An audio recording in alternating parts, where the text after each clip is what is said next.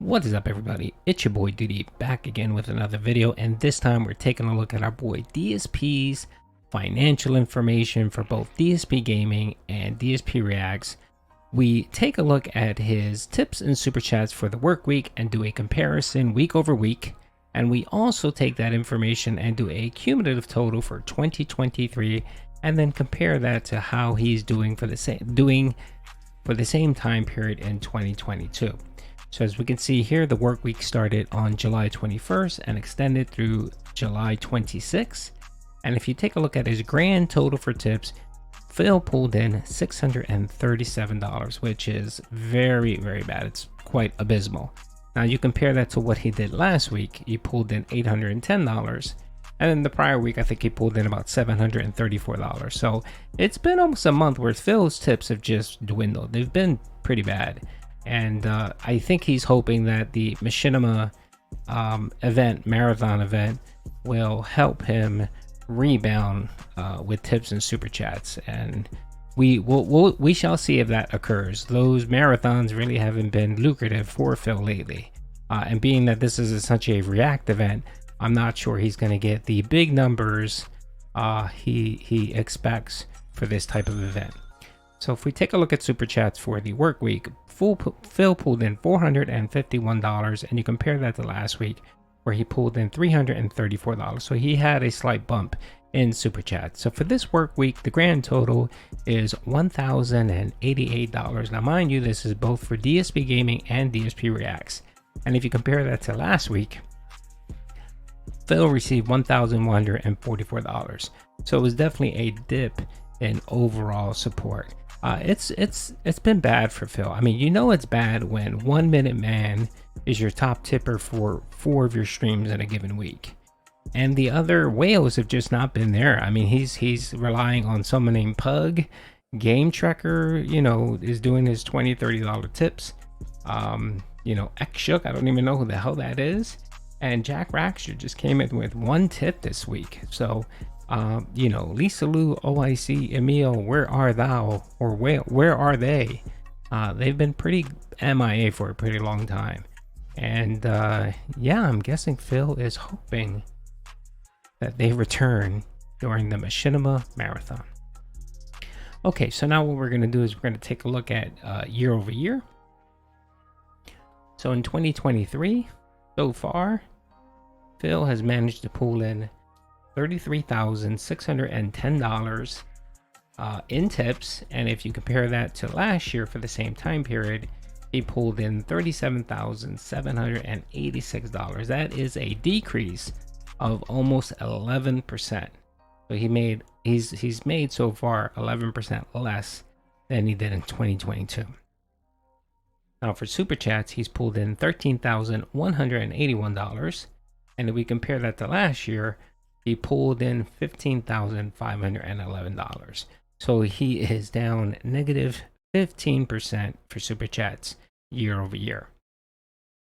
And lastly, if we take a look at the grand total of tips and super chats, Phil has pulled in so far $46,791. And if we compare that to what he did last year, where he pulled in $53,297, that is a net decrease of negative 13%. So, Phil, we're past the half year mark. I mean, we're heading into August. And August is probably going to be very slow. And, September, you may do okay with Starfield, but you're running out of time to catch up, to get that money back. And hopefully, at least be on par to what you made in 2022.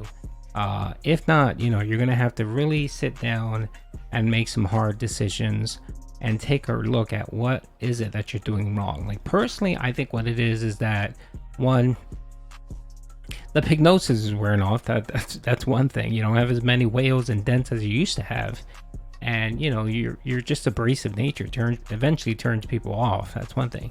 And 2, I think the main culprit is DSP Reacts. I think that is just killing your DSP Gaming channel. It takes a focus away from DSP Gaming. You're essentially just carving out stuff that you provided on DSP Gaming and just putting it on another channel. and you're essentially trying to charge memberships and tips and all that for one weekly show that you carve up for you carve it up into content for the whole week. It's just, there's no value there, and it's not worth it. And the only thing holding that channel up, again, like your DSP gaming, is gifted memberships. And the problem with gifted memberships is that they're not consistent.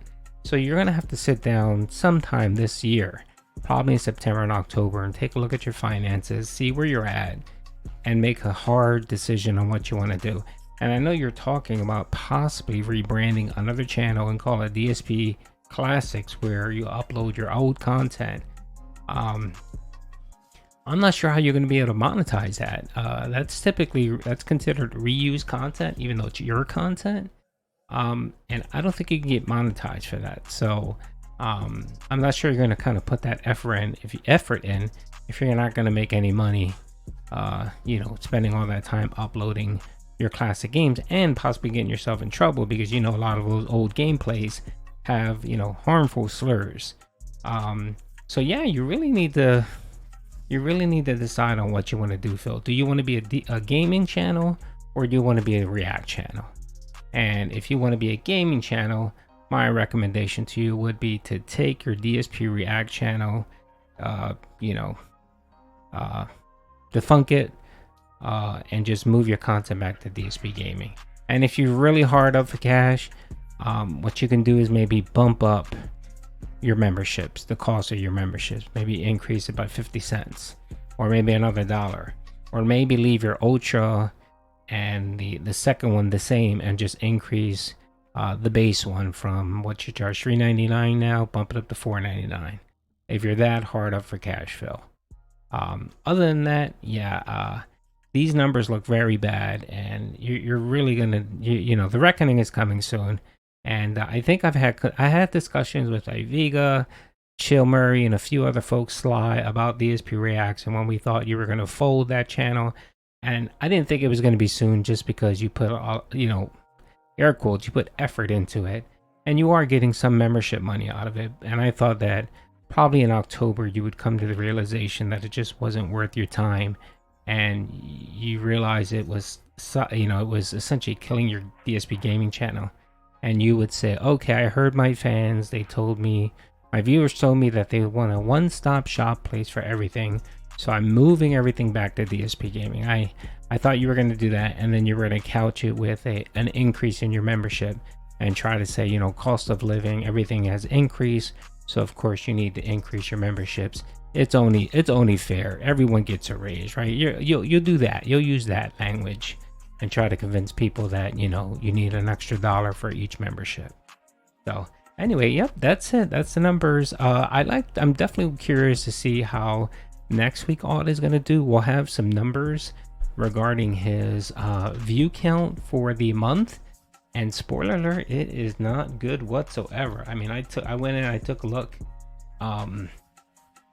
I took a look at what he was doing weekly, and I mean, on the daily perspective, he's averaging like 12,000 views, which is just bad. And I think the last 2 months for DSP Gaming, he's averaged like 570,000 views a month. And I'm pretty sure that for July, it's going to be even less. It's going to be a lot less. So he's continuing that downward progression, of views just dropping. I know he's not Mr. Views, and he relies more on his supports and his curated content, but views do matter. I'm sorry, it does. Just because you need that visibility, you need to be able to have exposure for your channel, because eventually what happens with your existing population of viewers is that they grow bored, they move on to other things, and you need to replenish your pool of dents. And that's just not happening. That's why that's why your streams are struggling.